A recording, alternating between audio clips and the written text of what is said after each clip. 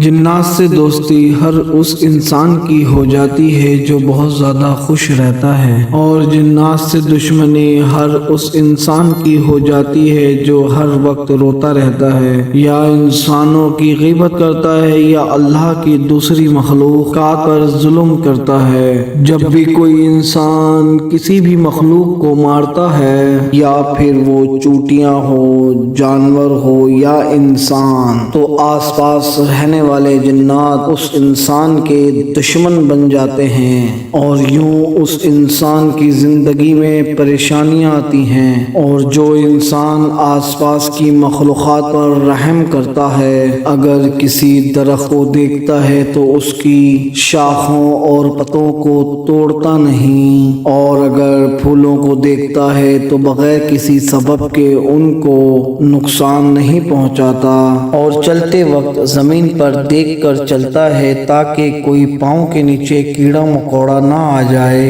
اور جب انسانوں سے ملتا ہے تو ان سے مسکرا کر بات چیت کرتا ہے تاکہ کسی کا دل اس کے الفاظ سے زخمی نہ ہو۔ تو یہ ایک ایسی افضل عادت ہے کہ جس سے اس کے آس پاس کی مخلوقات اس انسان کی دوست ہوتی ہیں، اور اس کے چاروں طرف ایک غیبی طاقت قائم ہو جاتی ہے جس سے اللہ کی قدرت اس کے لیے اسباب پیدا کرتی ہے، اور یوں آس پاس کے رہنے والے جن بھی اس کے ماتحت ہو جاتے ہیں، اور جہاں جہاں پھر وہ قدم بڑھاتا ہے، فتح اور کامیابی کے راستے فرشتے اور جنات اس کے قدموں تلے بچھاتے رہتے ہیں۔